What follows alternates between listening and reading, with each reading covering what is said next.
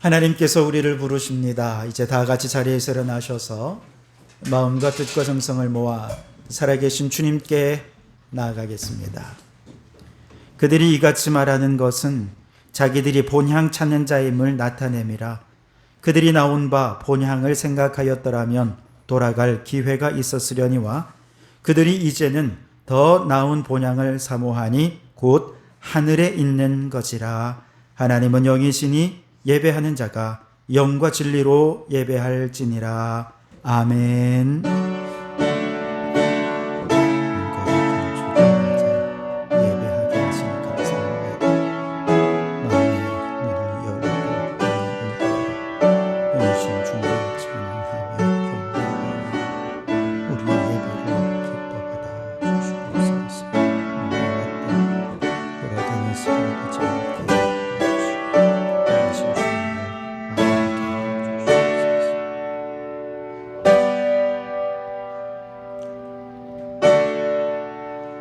살아계신 하나님, 추석 명절을 맞아 고향을 찾아 가족들과 행복한 시간을 보내다가 또 이렇게 주일을 맞아 주님께 예배하게 하시니 감사합니다.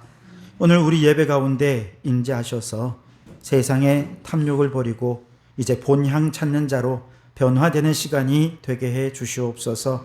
새 마음, 새 결단으로 예배드리는 이 예배를 통해 오직 주님만 홀로 영광받아 주시기를 예수님 이름으로 기원하옵나이다. 아멘. 찬송가 43장을 함께 찬송하겠습니다.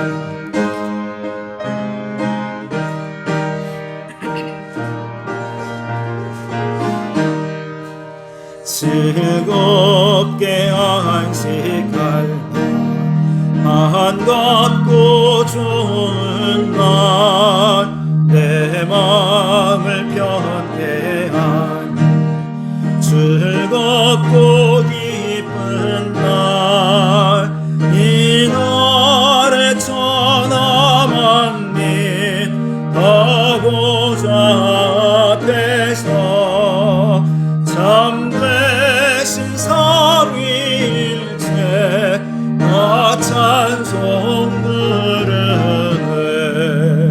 이 날에 하늘에서 새 양식 내리네.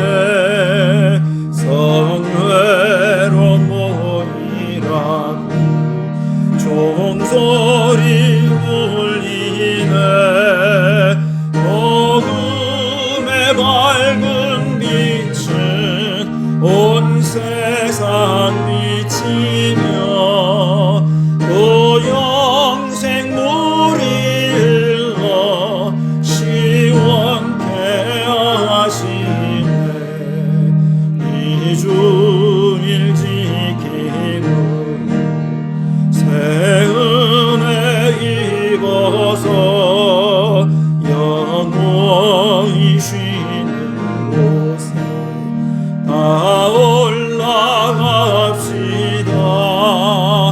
성부께 찬미하고 성자와 또 성령 참되신 삼위일체 다 찬송 부르세.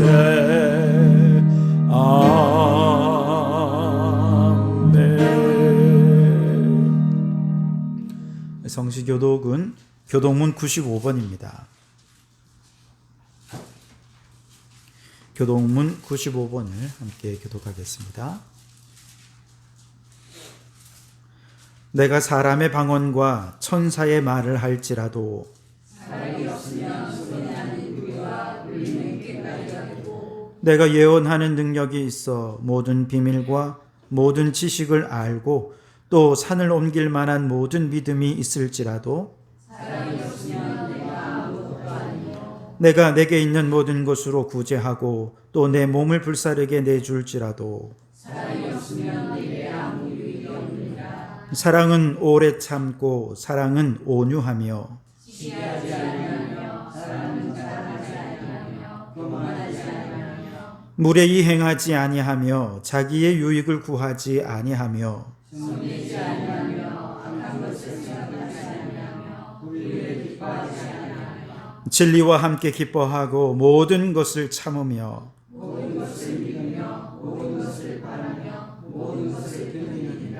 사랑은 언제까지나 떨어지지 아니하되 그런즉 믿음, 소망, 사랑 이 세 가지는 항상 있을 것인데 그 중에 제일은 사랑이라. 아멘. 지난 한 주간 우리의 죄를 고백하며 참회의 기도를 드리겠습니다. 하나님 아버지, 이 시간 우리의 죄를 고백하오니 넓은 품으로 품어주시옵소서. 추석 명절을 맞아 부모님을 공경하지 못했던 죄를 고백하오니 용서하여 주시옵소서. 우리의 영적인 아버지인 하나님보다 세상을 더 사랑하며 우상을 숭배했던 죄를 용서해 주시옵소서. 세상의 부활을 쌓아가느라 천국의 부활을 쌓지 못했던 죄를 용서하여 주시옵소서. 세상의 권력과 힘을 나의 정체성으로 삼기 위해 동분서주하느라 하늘나라 백성이라는 정체성을 잃어버린 채 살았음을 고백하오니 용서해 주시옵소서. 이미 베풀어 주신 은혜를 생각하며 감사하기보다 불평불만했던 죄를 용서하여 주시옵소서. 여기 우리를 용서하신 주님의 용서의 말씀이 있습니다. 여호와께서 말씀하시되 오라 우리가 서로 변론하자. 너희 죄가 주홍 같을지라도 눈과 같이 희어질 것이요 진홍같이 붉을지라도 양털같이 되리라. 아멘. 나는 전능하신 아버지 하나님 천지의 창조주를 믿습니다. 나는 그의 유일하신 아들 우리 주 예수 그리스도를 믿습니다. 그는 성령으로 잉태되어 동정녀 마리아에게서 나시고 본디오 빌라도에게 고난을 받아 십자가에 못 박혀 죽으시고 장사된 지 사흘 만에 죽은 자 가운데서 다시 살아나셨으며 하늘에 오르시어 전능하신 아버지 하나님 우편에 앉아 계시다가 거기로부터 살아있는 자와 죽은 자를 심판하러 오십니다. 나는 성령을 믿으며 거룩한 공교회와 성도의 교제와 죄를 용서받는 것과 몸의 부활과 영생을 믿습니다. 아멘. 자리에 앉으시고 182장 찬송하시겠습니다.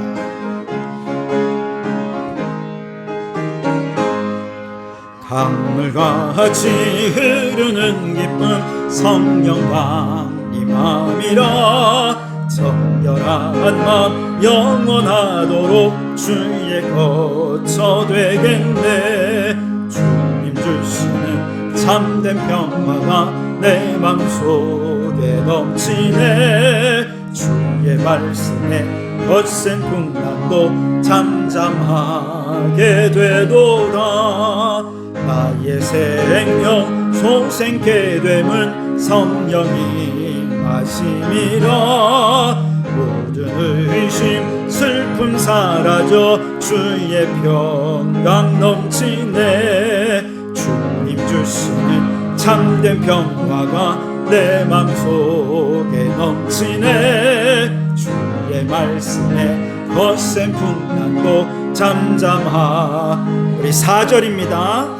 생명신에 넘쳐 흘러서 마른 광야 적시니 그의 열매 무르익어서 추수를 기다리네. 주님 주시는 참된 평화가 내 맘속에 넘치네. 주의 말씀에 거센 풍랑도 잠잠하게 되도다. 놀라우신 주의 은혜로 그의 얼굴 뵙겠네. 영화로운 안식처에서 영원토록 쉬겠네. 주님 주시는 참된 평화가 내 맘속에 넘치네. 주의 말씀에 거센 풍랑도 잠잠하게 되도다. 아멘. 이병훈 장로님 기도 인도해 주십니다.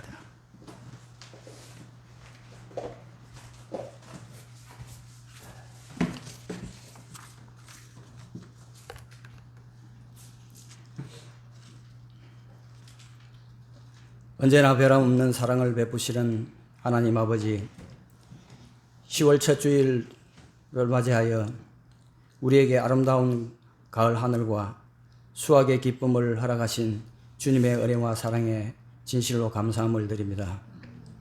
이 시간 우리의 마음을 모아 예배드리오니 홀로 영광 받아주시고 수고에 지친 온 영혼들에게 힘을 허락하시어 죄로 상한 영혼이 소생케 되는 귀한 예배가 되게 하옵소서.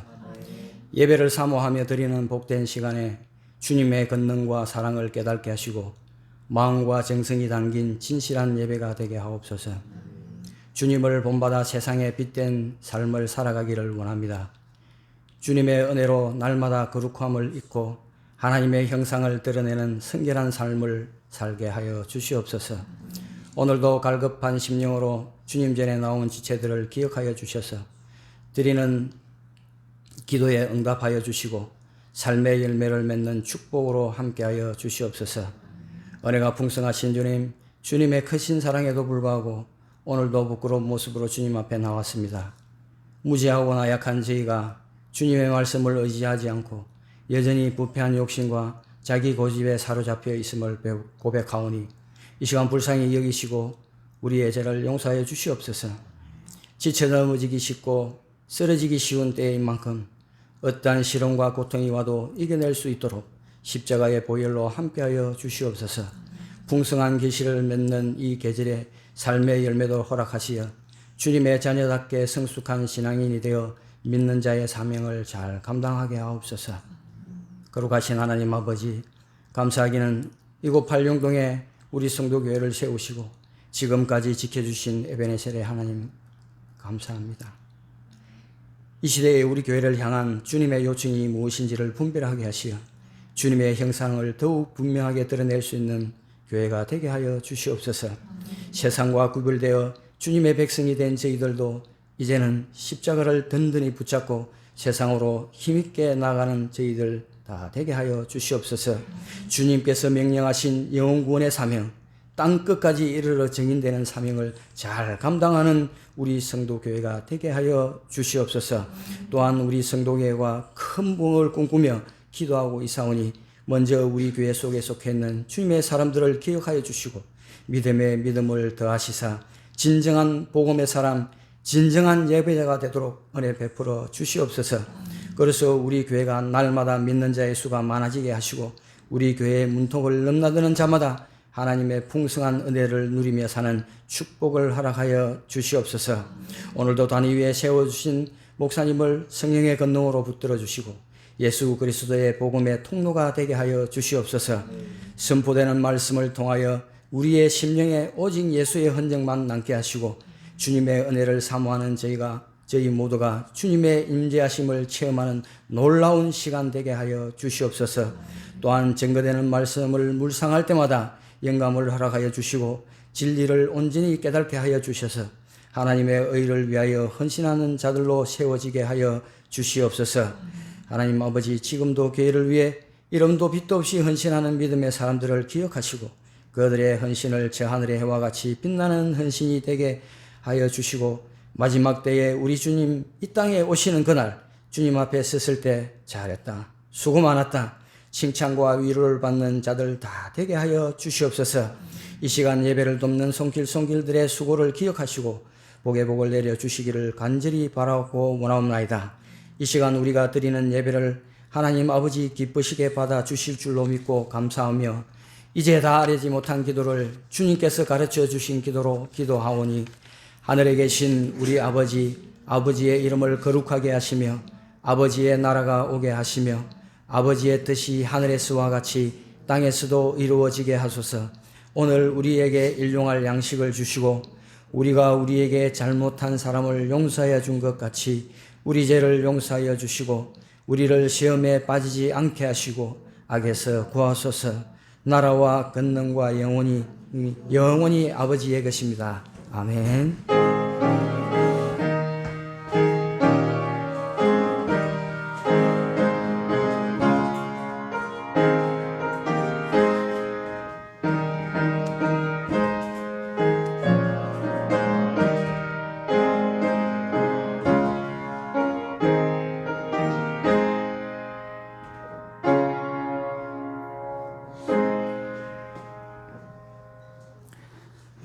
주시는 하나님 말씀은 요한복음 4장 5절에서 30절까지 말씀입니다. 요한복음 4장 전체를 다 읽으면 좋지만 너무 길어서 오늘은 19절부터 30절까지만 함께 읽도록 하겠습니다.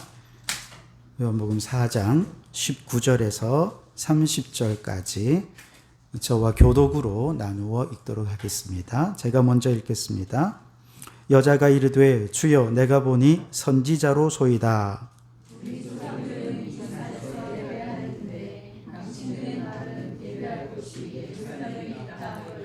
예수께서 이르시되 여자여 내 말을 믿으라. 이 산에서도 말고 예루살렘에서도 말고 너희가 아버지께 예배할 때가 이르리라. 너희는 알지 못하는 것을 예배하고 우리는 아는 것을 예배하노니 이는 구원이 유대인에게서 나니라. 아버지께 참되게 예배하는 자들은 영과 진리로 예배할 때가 오나니 곧 이때라. 아버지께서는 자기에게 이렇게 예배하는 자들을 찾으시느니라.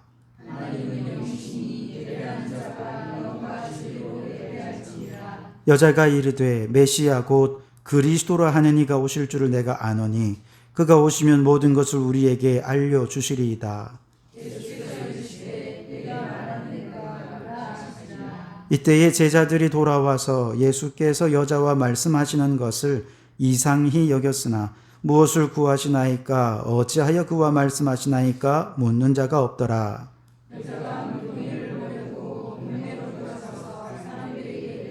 내가 행한 모든 일을 내게 말한 사람을 와서 보라. 이는 그리스도가 아니냐 하니 그들이 동네에서 나와 예수께로 오더라. 아멘. 네, 이 시간은 샬롬 찬양대가 찬양하는 시간인데요. 오늘은 특별히 우리 모두가 찬양대가 되어서 함께 찬양했으면 좋겠습니다. 찬송가 여러분 559장을 우리 함께 1절과 3절, 1절 간주, 3절을 하실 텐데요. 그냥 하는 게 아니라 파트를 나누어서 찬양을 했으면 좋겠습니다. 혹시 테너를 하실 수 있는 분은 테너 하시고 베이스를 하실 수 있는 분은 베이스를 하시고 엘토를 하실 수 있는 분은 엘토를 하셔서 우리가 같이 이 찬양이 사성부로 찬양 드려질 때 하나님께서 또 아주 특별히 또 은혜를 우리에게 내려주시리라 믿습니다. 1절하고 간주라고 3절 그렇게 사성부로 함께 찬양해 보도록 하겠습니다.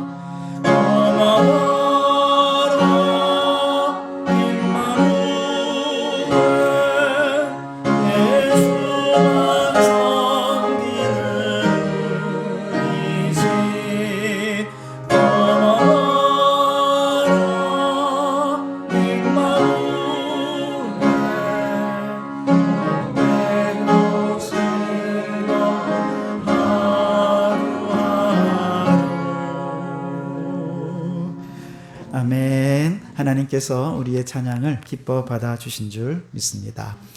오늘은 요한복음 4장 말씀으로 경계를 허무시는 예수님이라는 제목으로 함께 말씀을 나누고자 합니다.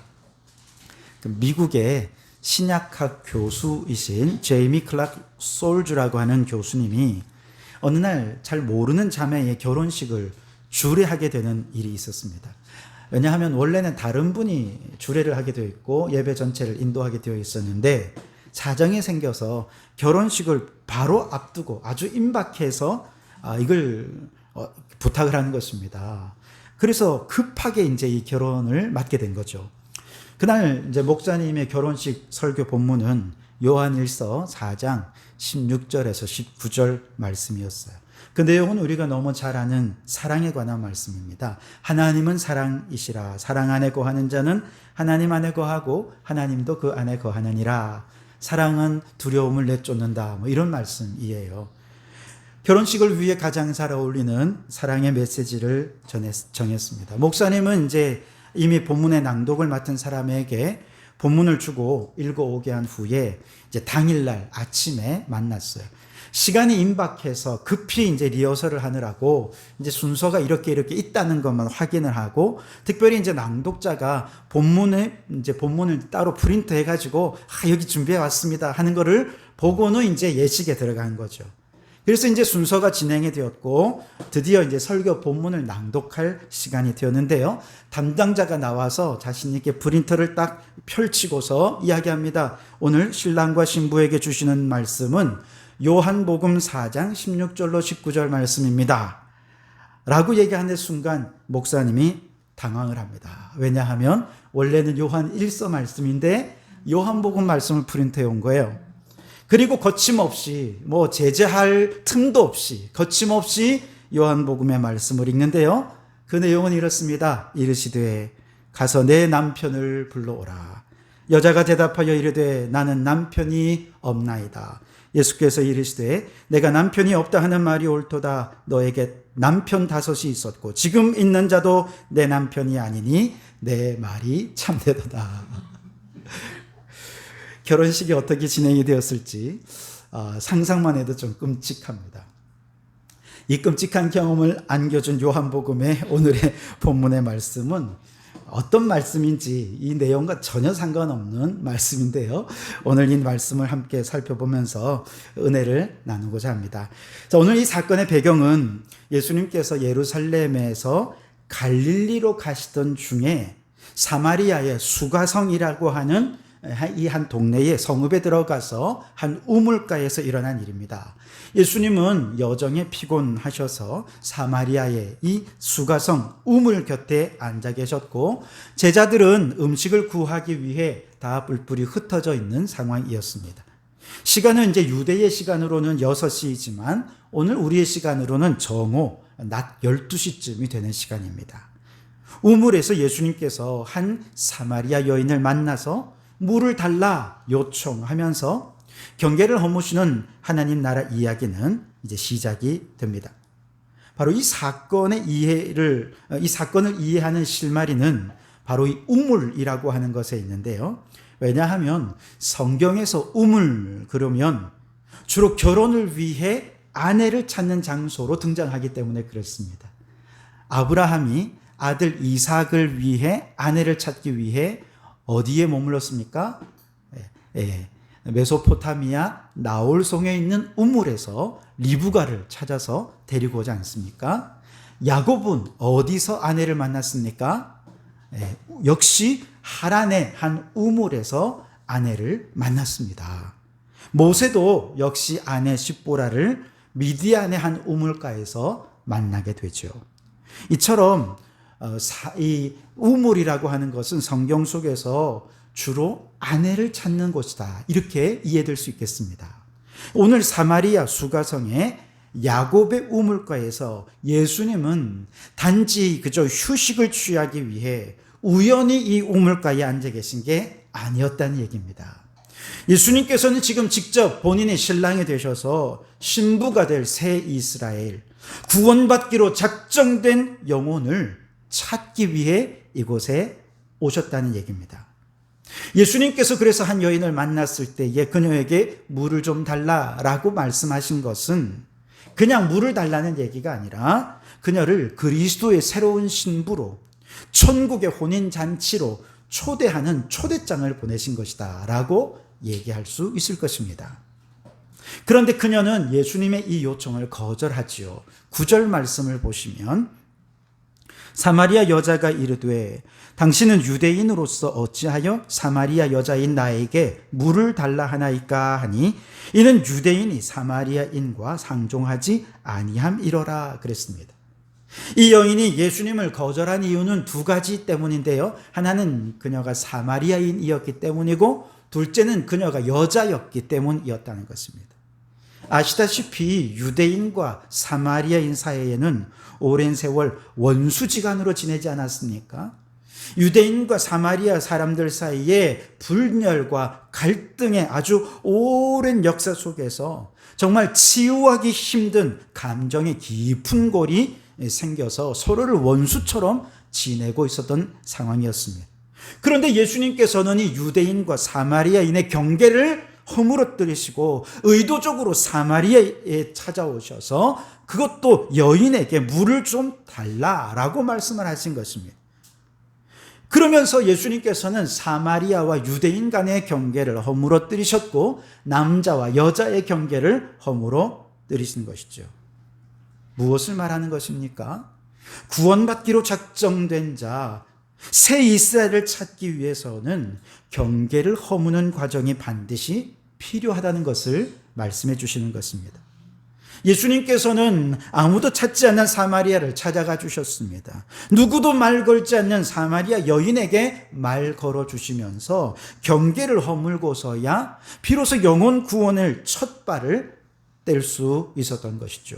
마찬가지로 오늘 우리도 가만히 앉아서 영혼을 구원할 수는 없겠죠. 경계를 허물고 먼저 찾아가야 합니다. 경계를 허물고 말을 걸어야 합니다. 그 마음을 두드릴 때 마음의 문이 열리고 구원의 역사는 시작될 수 있는 것이죠. 자, 이어지는 대화 속에서 예수님께서는 물이라고 하는 것을 하나의 매개로 이용해서 영과 육 그리고 성과 속의 경계를 허물어뜨리고 계시는 모습을 볼 수가 있는데요. 요한복음에서 물은 무엇을 의미하느냐? 지난 시간에 말씀드린 대로 성령님을 말하는 것입니다. 요한복음 7장 말씀에 보면 물은 단순히 물이 아니라 믿는 자들이 받을 성령을 가리킨다. 그렇게 예수님께서 직접 말씀하지 않으셨습니까? 물은 모든 생명의 근원이고 시작이죠. 그래서 물이 스며드는 곳마다 생명이 살아나는 역사가 있는데 바로 이것이 성령님의 특징이라는 것입니다. 성령님은 물처럼 모든 불신자들의 심령 속에 스며들어서 그들의 메마르고 딱딱하게 굳어져 있고 쩍쩍 갈라져 있는 그들의 메마른 심령을 부드럽게 녹여주시고 풀어주시는 분이십니다. 뿐만 아니라 물이 땅속으로 스며들면 높이 솟아있는 뚝이 무너지고 제방이 무너지는 것처럼 성령님이 물처럼 스며드는 곳에서는 모든 담이 무너지고 높은 벽이 허물어지고 경계가 무너져서 그곳에 생명수가 강같이 흘러가게 되는 것이지요. 지금 예수님께서 물을 경계로 지금 매개로 대화를 이어가신다는 것은 무슨 뜻이냐 하면 예수님께서 이 여인과 대화하는 중에 성령님께서 그녀의 심령 속에 스며들어가고 계신다는 것이죠. 대화를 통해 성령님께서 스며들어가셔서 그녀의 마음속에 있는 경계를 하나하나 허물어뜨리고 계셔서 그녀의 삶에 생명수가 강같이 흐르도록 생명의 역사가 나타나도록 지금 성령께서 역사하고 계신다는 것을 의미하는 것이죠. 여러분, 우리가 복음을 전할 때도 마찬가지입니다. 우리가 경계를 허물고 찾아가서 그들과 말을 걸고 대화하기 시작하면 여기에 누가 역사하십니까? 성령님께서 역사하십니다. 성령님께서 그들의 심령 속에 스며들어서 그들 안에도 생명수가 강같이 흘러넘치는 역사를 이루어 주실 줄 믿습니다. 뿐만 아니라 이 물이라고 하는 매개는요, 물질적인 것을 영적으로 안내하는 도구가 되기도 합니다. 즉 물질과 영적인 것의 경계를 허물어뜨리는 역사를 하고 있다는 것이죠. 예수님은 물의 이 원소의 기호가 뭐죠? H2O죠. 그러니까 이 물질로서의 물을 통해서 영이신 성령님에 대해 영적 얘기를 그녀와 나누고 있는 것입니다. 그리고 지금 예수님은 그 성령의 생수를 선물로 주실 수 있는 하나님의 아들로서 그 여인 앞에 서 있는 것이죠. 그러나 물질을 그저 물질로만 보고 영적으로 보지 못했던 이 여인은 생수를 주어 목마름을 영원히 해결해 주시겠다는 예수님의 말이 너무나도 공허하고 헛된 생각이라 생각하며 11절에 이렇게 말합니다. 물 기를 그릇도 없이 어떻게 생수를 얻겠습니까? 라고 얘기합니다. 무슨 뜻입니까? 그녀에게 예수님은 물 기를 그릇도 없는데 물 주겠다라고 말하는 사기꾼, 헛소리처럼 들렸다는 것이죠. 아무것도 가진 것 없으면서 사기치고 뻥이나 치고 있는 아주 시덥지 않은 논팽이로 예수님을 생각했다는 뜻입니다. 그러면서 이렇게 얘기해요. 영원히 목마르지 않는 물이 있다면 한번 나에게 가져다 주시오 라고 얘기하면서 15절에 이렇게 말합니다. 여자가 이르되 주여 그런 물을 내게 주사 목마르지도 않고 또 여기 물 기르러 오지도 않게 하옵소서 라고 얘기를 하죠. 자, 예수님은 지금 성령님에 관한 영적인 얘기를 하고 있는데 여인은 물이라고 하는 물질을 문자적으로 물질적으로 한계에 얽매여서 지금 대화를 얘기하니 서로 대화가 엇갈리고 있는 것이죠. 여러분 이건 마치 지난 시간에 니고데모에게 예수님께서 너 거듭나야 돼 라고 영적 얘기를 하니까 니고데모가 뭐라고 얘기합니까? 아니 나같이 늙은 놈이 어떻게 어머니 뱃속에 다시 들어갔다가 태어날 수 있습니까? 그냥 문자적으로만 얘기하는 것과 똑같다는 것입니다. 그 물 있으면 나한테 주십시오 하고 물에 관한 물질적인 얘기를 하지만 예수님은 영적인 얘기를 하는 거예요. 다시 말해서 지금 예수님은 그녀의 문자적이고 물질적인 한계에 갇혀있는 이 한계를 깨뜨리고 계시는 과정이라는 것이죠.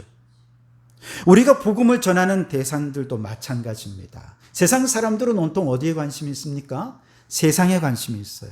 물질적인 데 관심이 있어요. 영적인 데 관심이 하나도 없습니다. 그런 사람들에게 우리는 영적인 얘기를 해야 되잖아요. 그러면 뭔가 물질적인 것들을 깨뜨리고 그들을 영적인 세계로 안내하는 매개가 있어야 되는데 예수님은 그것을 물이라는 것을 매개로 삼았어요. 자, 이 여인은 여전히 물이라고 하는 매개에 얽매여 있는 채 영적인 문이 열려지지 않은 상황입니다. 그래서 예수님은 이번에는 두 번째로 남편이라는 단어를 매개로 이용하셔서 물질의 경계를 넘어 영적인 얘기를 시도하고 있는 것이죠. 그래서 예수님께서는 내 남편을 불러와라 라고 말씀하신 것입니다. 그러자 그녀는 저 남편이 없습니다라고 얘기하죠. 예수님께서 말씀하십니다. 내 남편이 없다는 말이 옳다. 왜냐하면 그녀에게는 남편이 5이나 있고 지금 사는 남편도 진짜 남편이 아니기 때문이다 라고 말씀하시자 그녀는 비로소 이 얘기를 듣고 난 다음에 깜짝 놀라서 예수님을 향해 이렇게 고백합니다. 19절 말씀을 같이 한번 읽어보겠습니다. 시작. 여자가 이르되 주여 내가 보니 선지자로소이다. 아멘. 여러분 갑자기 예수님께서 남편 얘기를 하니까 예수님을 선지자라고 고백합니다. 이게 어떻게 연결이 될까요? 자, 여러분 성경에 보면 남편이라는 말을 이미 영적으로 말씀하고 있습니다. 즉 남편은 성경에서는요 하나님과 이스라엘과의 영적인 관계를 얘기해요. 하나님은 남편이시고 이스라엘은 하나님의 아내가 되는 존재라는 것이죠. 유대인이라면 이 남편과 아내로서의 하나님과의 영적 관계를 모르는 사람이 아무도 없어요. 심지어 사마리아인들도 남편 그러면 그 의미를 알아요. 뿐만 아니라 성경은 이 남편을 버리고 다른 남자의 품에 안긴 가늠한 여인을 가리켜서 영적으로 가늠한 사람, 우상 숭배자들을 영적으로 가늠한 사람들이다. 그렇게 말씀하지 않습니까? 그러니까 유대인들은 이 영적 가늠의 의미를 너무 잘 알고 있습니다. 자, 이제 이 말씀을 가지고 오늘 본문으로 들어오면 그녀가 남편이 없다라고 말한 것은 진정한 남편을 만나지 못했다는 것이죠. 하나님을 단 한 번도 경험해 본 적이 없다는 것입니다. 예수님께서 네 남편이 5이나 된다라고 말할 때 그녀는 이미 여러 이방 신들을 섬기며 우상을 숭배했던 우상 숭배자라는 뜻입니다. 여기에 관해서는 이미 북이스라엘이 멸망할 때 아수르가 이 아수르의 5 지역에서 주민들을 이스라엘로 데려와서 살게 하거든요. 사마리아에 데리고 와서 살게 하거든요. 그게 이제 열왕기상 17장에 등장하고 있는데 이때 5 지역에서 사마리아에 데리고 온 이방 사람들은 5개의 우상들을 데리고 왔다는 거예요. 그래서 사마리아 사람들은 지금까지 예수님 시대까지 5개의 우상들을 섬기는 우상 숭배자들이 되어 있었다는 것이죠. 그렇다면 지금 그녀가 섬기는 이 신은 남편은 누구냐? 바로 유대교라고 하는 신이라는 것이죠. 그 유대교라는 남편도 진짜 남편이 맞는지 그녀는 아직 확신을 못하고 있어요. 왜 그럴까요? 왜냐하면 하나님은 예루살렘 성전에서 예배해야만 그 예배를 받으시지 사마리아에 있는 그리심산이든지 다른 어떤 곳에서 아무리 제사를 드리고 예배해도 하나님은 안 받으신다. 유대인들이 그렇게 가르쳐 왔거든요. 그러니 사마리아인으로서 예루살렘에 갈 수도 없고 예루살렘에 가지 못한 채 그리심산에서 지금까지 예배를 하기는 했는데 하나님이 과연 나의 예배를 들으신 것인가? 이 예배를 통해 내가 구원을 받을 수는 있는 것인가? 늘 의심을 해왔던 것이죠. 그러니 지금 그녀가 섬기는 남편도 진정한 남편인지 확신을 못하고 있는 상황인 것이죠. 여러분, 지금 그녀에게 어떤 영적 목마름이 있는지 이해가 되십니까? 정리해보면 예수님은 지금 새 신부를 찾고 계세요. 그런데 예수님이 찾고 있는 새 신부는 어떤 자냐? 영적 목마름을 스스로 깨닫는 자이어야 한다는 것이죠. 그런데 영적인 목마름을 잘 몰라요, 사람들은. 왜냐? 물질적인 것에 매여 있기 때문이죠. 그래서 예수님께서는 물이라는 단어를 통해서 그녀의 목마름을 깨달을 수 있도록 성령님을 증거했지만 온전히 이해를 못했죠. 그래서 모든 유대인들이 다 이해하는 남편이라는 단어를 이용해서 하나님과의 영적 관계에 대한 목마름을 그녀에게 이야기할 때 비로소 이게 물에 대한 얘기가 아니고 남편에 대한 얘기가 아니고 이것이 지금 영적으로 목마름에 관한 얘기구나 라고 하는 걸 그녀가 깨닫게 되었다는 것이죠. 그래서 그녀가 이제 예수님께 말하는 거예요. 여자가 이르되 주여 내가 보니 선지자로소이다. 나의 이 영적 목마름을 어떻게 알고 이분이 이 얘기를 내게 하는가. 너무너무 신기했던 것입니다. 그리고 이제 드디어 영적인 눈이 열려지고 성령님께서 어느 순간 그녀의 심령 속에 들어가서 그녀의 딱딱하게 굳어진 마음들을 하나하나 녹여주시고 그 높은 경계한 담들이 무너지게 되었을 때 그녀는 이제 진짜 궁금했던 걸 예수님께 물어보는 거예요.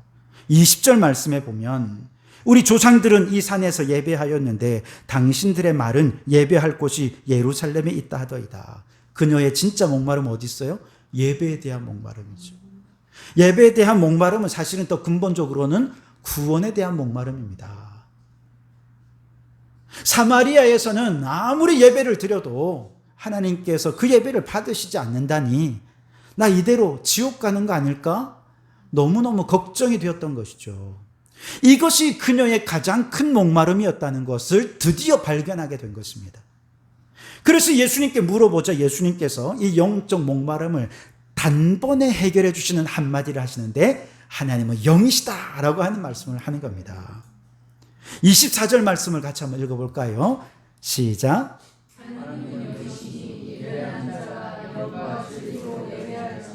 아멘. 하나님은 어떤 눈에 매이는 장소에 얽매이는 분이 아니라는 거예요.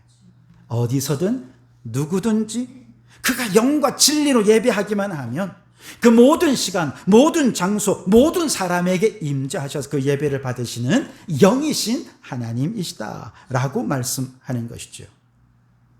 여러분, 우리가 예배를 드릴 때 왜 영적 목마름이 해결되지 못하는지 바로 여기서 우리가 이해해야 됩니다. 즉, 우리가 신앙생활, 예배를 드리면서도 그 껍데기만 붙잡고 예배의 형식만 붙잡고 예배를 드리기 때문에 영적 목마름이 해결이 되지 못했던 거예요. 그래서 예배를 드리면서 열심히 찬송은 하지만 영의 찬양을 드리지 못하면 그 노래는 그냥 세상의 노래와 다를 바가 없는 것입니다. 설교를 들을 때 세상의 강연처럼 설교를 듣고 성경을 읽을 때 문자적으로 읽고 이해하기만 하면 그냥 이해하기만 하려고 할 뿐 그 문자 너머에 하나님의 음성, 오늘 이 설교 너머에서 하나님께서 우리에게 말씀하시는 하나님의 음성을 단 한 번도 들어본 적이 없다면 영적인 목마름은 해결될 수가 없는 것이죠. 교회에서 봉사를 하는데도 어떤 분들은 그냥 세상 사람들 자원봉사하는 것처럼 선하고 착한 마음으로 봉사하는 분들이 있습니다. 여러분, 그런 봉사를 통해 하나님의 은혜를 경험할 수 있겠습니까? 아니요. 그럴 수 없습니다.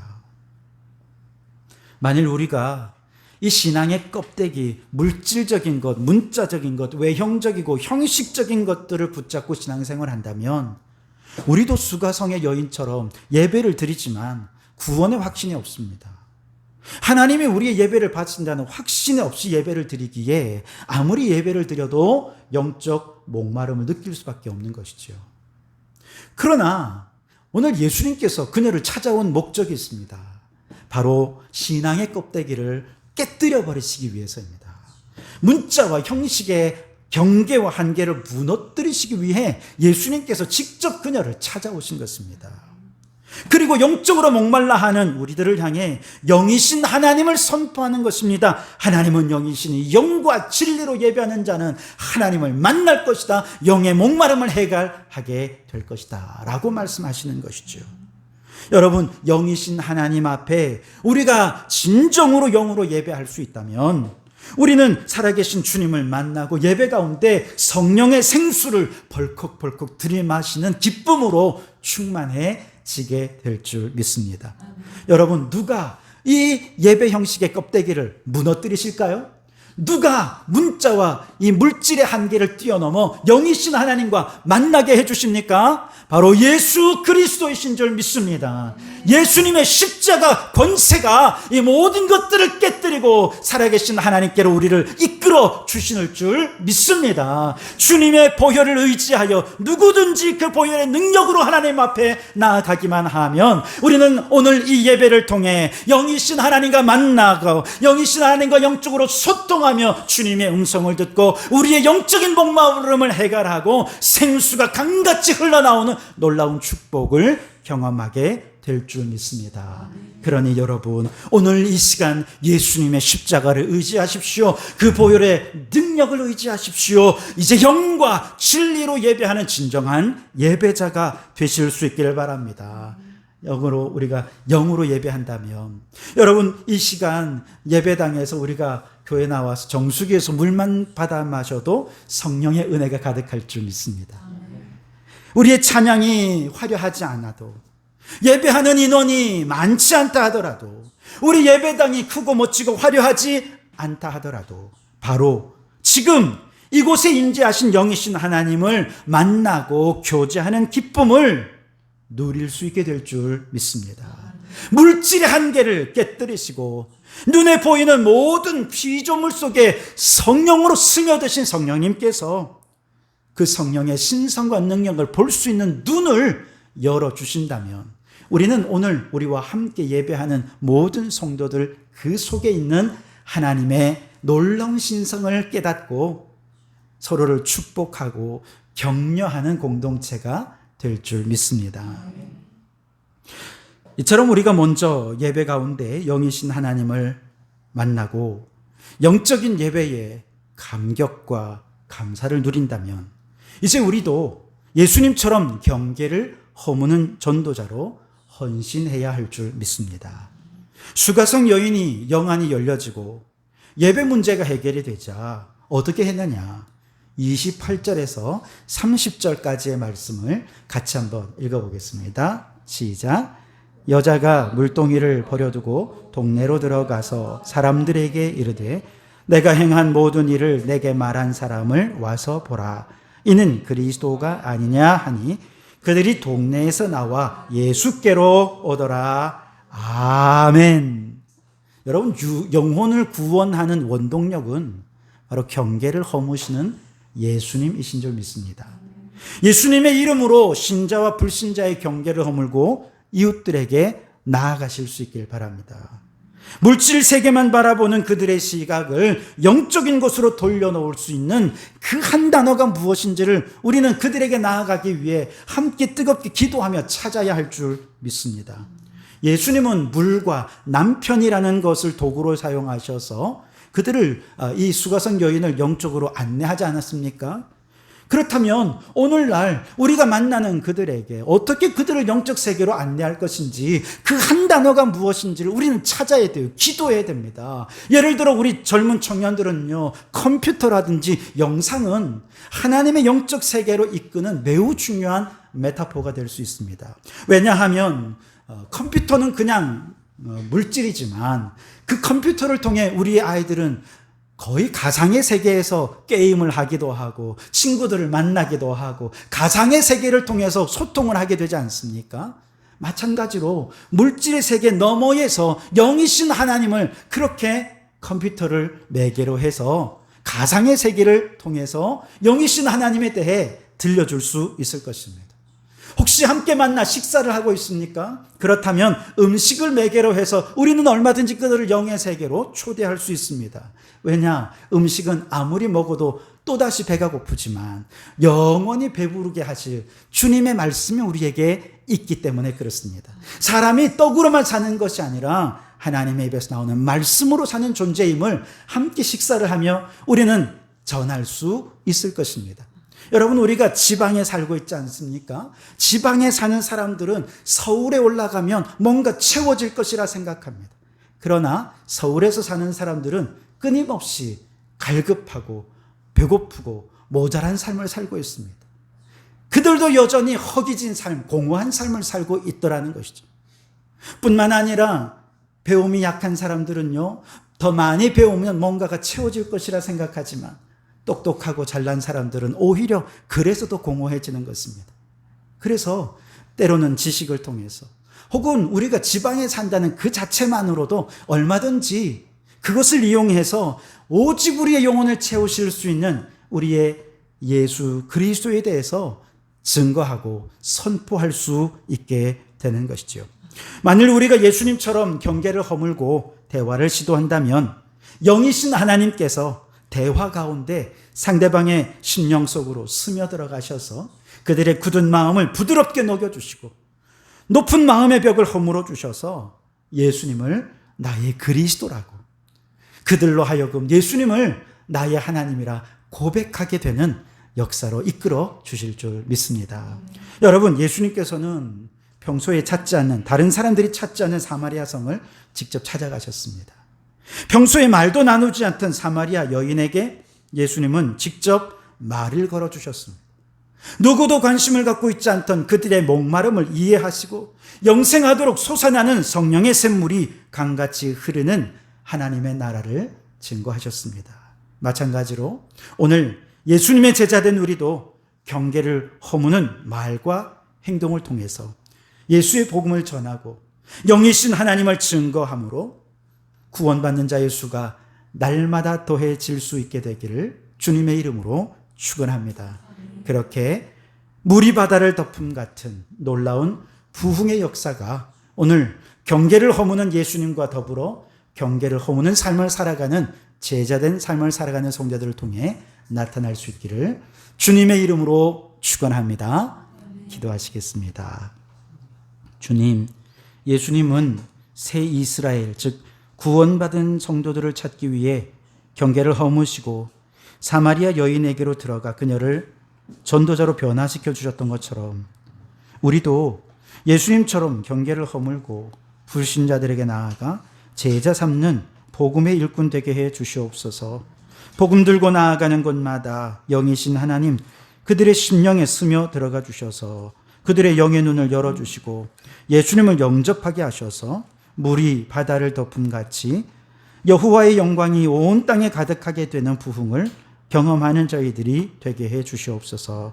예수님 이름으로 기도하옵나이다. 아멘. 오늘 말씀을 생각하면서 우리 함께 물이 바다를 덮음같이 함께 찬양하며 나가겠습니다.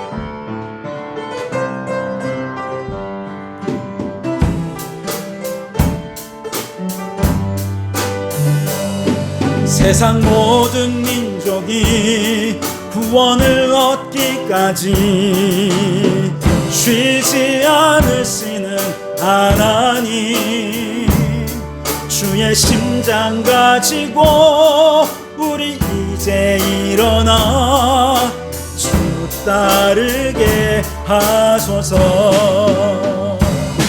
세상 모든 육체가 주의 영광 보도록 우릴 부르시는 하나님, 주의 손과 발 되어 세상을 치유하며 주 섬기게 하소서. 물이 바다 덮음같이 여호와의 영광을 인정하는 것이 온 세상 가득하리라. 물이 바다 덮음같이, 물이 바다 덮음같이, 물이 바다 덮음같이.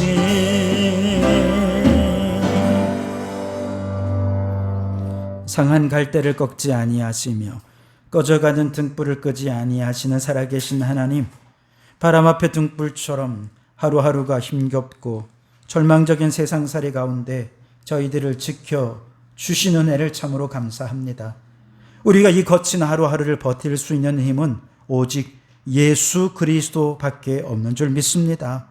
그 믿음이 있기에 이만큼이라도 사랑하고 이만큼이라도 최선을 다하고 이만큼이라도 열심히 살아가고 있습니다. 주님이 함께 하심을 믿기에 넘어져도 다시 일어납니다. 오 주님, 이 열정이 식지 않도록, 이 믿음이 약해지지 않도록 우리에게 날마다 새 힘을 더하여 주시옵소서. 분주하고 바쁜 생활 중에 가족들 챙길 여력도 없었습니다.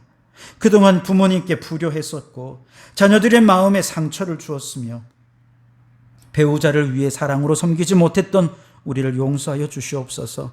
이제 성도들의 가정에 사랑이 넘치게 하시며 가정이 가정으로서 제 역할을 잘 감당하여 참된 안식처요 위로와 격려와 축복이 샘솟듯 솟아나는 가정이 되게 해 주시옵소서. 주님, 이제 풍성한 열매를 위해 막바지 최선을 다해야 할 10월입니다. 사람이 아무리 자기 길을 계획해도 그 걸음을 인도하시고 열매 맺게 하시는 분은 오직 하나님이시오니 주님, 성도들이 올 한 해 지금까지 힘쓰고 계획한 모든 일들이 선하고 아름다운 열매로 거두어질 수 있도록 주님 역사하여 주시옵소서. 오늘도 물질을 주님께 바치며 물질의 주인이 하나님이심을 고백합니다. 물질 속에 마음을 담아드리며 내 모든 삶이 하나님의 것임을 고백하오니 물질도 내 삶도 다 하나님의 뜻대로 사용하여 주시옵소서. 이 물질이 쓰여지는 곳마다, 복음 들고 우리의 삶이 나아가는 곳마다 죽은 영혼이 살아나고 하나님의 나라가 부흥하며 확장되는 역사가 일어나게 하여 주시옵소서. 예수님 이름으로 기도하옵나이다. 아멘. 할렐루야. 우리 주님의 은혜와 평강이 여러분과 여러분의 가정과 하시는 모든 일들 위해 항상 함께 하시기를 주님의 이름으로 축원합니다. 우리 앞뒤좌우로 함께 인사를 나누겠습니다. 올 가을에 풍성한 열매 거두십시오. 네, 몇 가지 광고를 드리겠습니다. 네, 우선 오늘 오후 예배는 연휴 관계로 휴회하도록 하겠습니다. 또 매월 첫째 주에 드리던 성만찬은 다음 주 주일날 거행하도록 하겠습니다.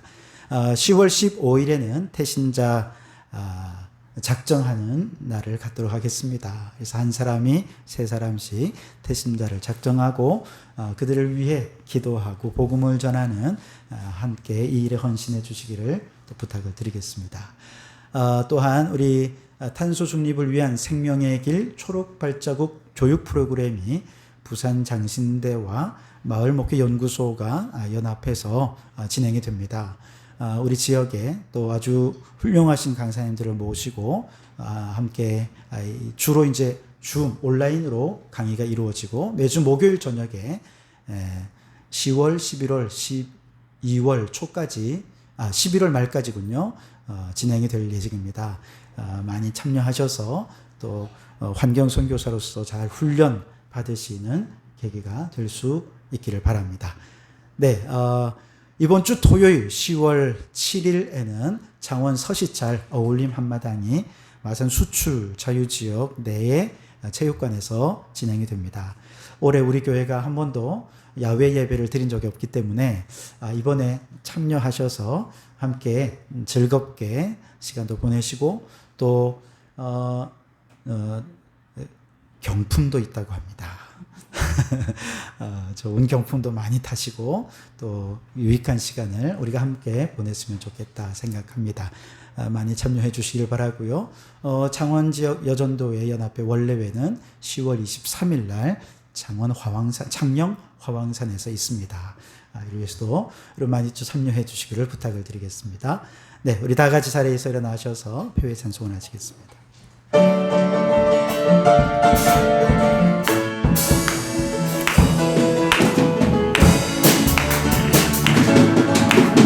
많은 사람들 진리를 모른 채 주님을 떠나갔지만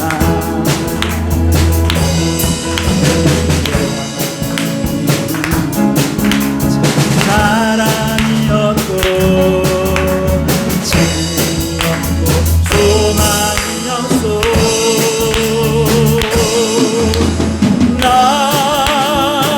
예수가 좋다오. 난 예수가 좋다오. 주를 사랑한데도 베드로 고백처럼 난 예수를 사랑한다고. 이제는 우리 주 예수 그리스도의 은혜와 아버지 하나님의 극진하신 사랑하심과 성령님의 감동 감화 충만 역사 교제하심이 새 이스라엘을 찾기 위해 모든 경계를 허물고 불신자들 속으로 들어가신 예수님처럼 우리도 경계를 허물고 예수 복음을 증거하는 복음의 일꾼으로 살기를 소원하고 결단하는 모든 성도들 머리머리 위에 가정과 일터 위에 우리에게 허락해 두시니 창원도성과 나라와 민족 위에 지금부터 영원토록 함께 하옵시기를 간절히 축원하옵나이다. 아멘.